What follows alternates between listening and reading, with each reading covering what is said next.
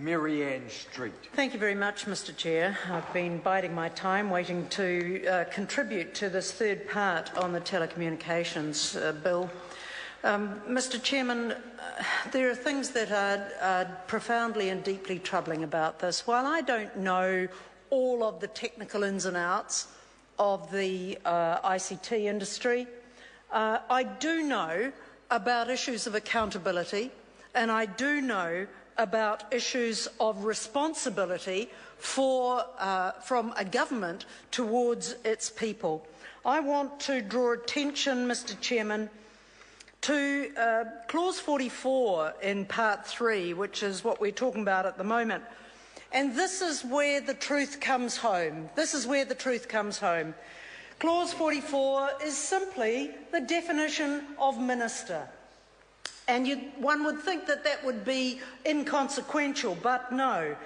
Because it says in this part, unless the context otherwise requires, which it never does actually, minister means the minister responsible for the Government Communications Security Bureau. And here we have the intersection, the absolute nub of Labor's opposition to this bill. This is the vehicle for the delivery of the GCSB Act. This is the delivery mechanism. And I want to go to some of the points in this part of the bill that delineate the responsibilities and the powers that have been given to this minister, who is usually the Prime Minister.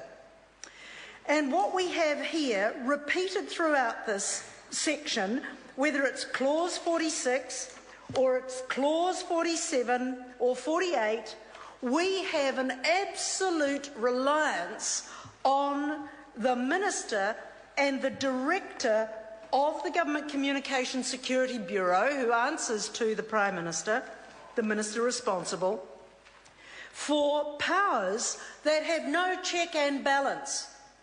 And the members opposite may wonder why this side of the House is getting so agitated about this bill. And it is because there is insufficient regard paid to the rights of citizens in this country. The rights to privacy, the rights to security certainly, but the right to be able to check on the power of the executive.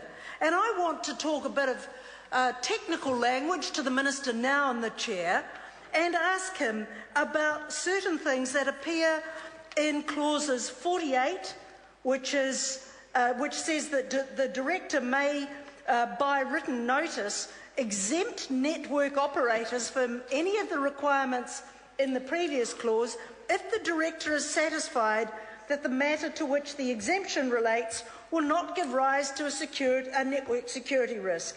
So the director of the GCSB can exempt anybody if they think there is no security risk.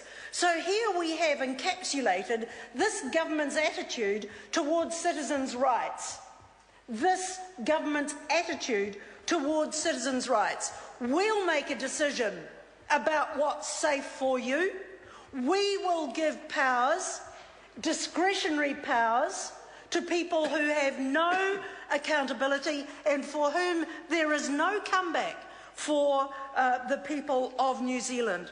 And I want to draw that point out because I'd like to ask the Minister in the chair whether clause 48, which is an exemption from section 47, so please go back and have a look at the previous one, Minister. Tell me, is it a disallowable instrument?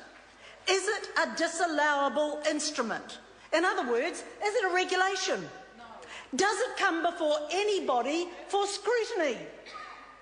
The answer, Minister, in case you're wondering, allow me to help you, is comprised of 2 letters and not 3. The answer is no. It is not a disallowable instrument. All right, well, then the Minister might say, well, that's as it should be. Hard decisions have to be made here, and the government has to make them with all the information it has at its disposal, and we will not have any check or balance. We will not have any scrutiny. We will not have any transparency. We will not have any appeal rights. We will not have any accountability over this, Mr Chairman. I have only just started, Mr Chairman. My only contribution. Mary Ann Street. Thank you very much, Mr Chairman. And then we get to clause 54. Well, let's have a look at clause 54. It says the minister may make a direction. The minister may make a direction, and the minister makes that direction if matters have been referred to him, let's say him in this instance, being a Prime Minister, the Prime Minister we have currently. The minister has been referred a matter under a previous section which details referral rights. And then it says the minister has considered any submissions from the network operator. All right, that's not so bad. And the minister is satisfied that exercising his or her powers under this section is necessary to prevent, mitigate or remove a significant network security risk. So the minister is going to be responsible for determining where the security risk lies and whether or not there is a security risk caused by this. And this bill is silent, Minister, unless you can prove otherwise to me, and I hope that paper you're looking at has something to do with this, because that minister is the minister in the chair, and I would like him to answer these questions. As I read it, the bill is silent as to whether the instruments are disallowable for the purposes of the Disallowance Act. There is an argument that if it is appropriate for orders in council to be both disallowable and legislative instruments, it is also appropriate for the powers to make ministerial directions to be subject to the same level of scrutiny and accountability. Minister, I don't even know whether you understand, Mr Chairman, whether the minister understands what I'm saying. But the powers to make ministerial directions are the same as orders in council. And orders in council are disallowable instruments or legislative instruments, usually legislative instruments, but they are subject to scrutiny. They are subject to scrutiny by the Regulations Review Committee, whether they are disallowable instruments or legislative instruments. But this bill does not say whether any of this is subject to scrutiny. And it is inconsistent for this bill to take upon itself rights and powers that may disempower ordinary citizens of New Zealand from appeal, from knowing why the government has made that decision, or for calling the government to account.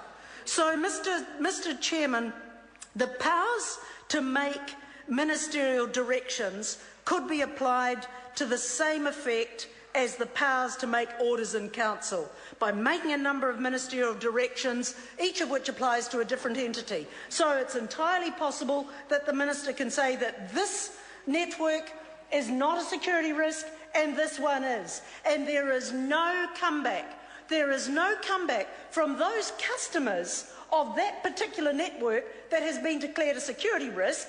So whether it's Google or whatever it is, the network that New Zealand citizens subscribe to and use for their internet access and for information, whether that is a security risk and therefore whether they are susceptible to being cut off as a result. So, Mr Speaker, Mr Chairman, this bill does not provide any democratic protection.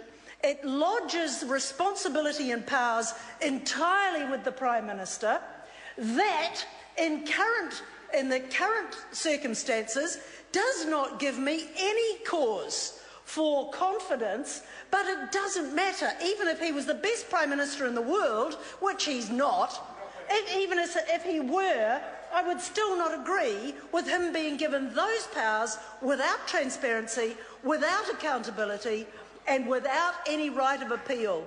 This is not balanced. This legislation does not take into account the rights and requirements of citizens, not only to security, which we support, but also to privacy and to the transparency and accountability of a government. On all counts, this bill fails. And that government does not understand it. New Zealand is not a company to be run like a CEO would run any company. This is a country, and it should be run differently from the way one runs a company. I have to say to those members opposite, Mr. Chairman, that there are more things in heaven and earth, Horatio, than are dreamt of in your philosophy. Mr. Chair. I'm going to call Stephen Brown. Rise to speak to Part 3 of the Telecommunications Interception Capability and Security Bill. Part 3 on network security. And of course, in this modern age,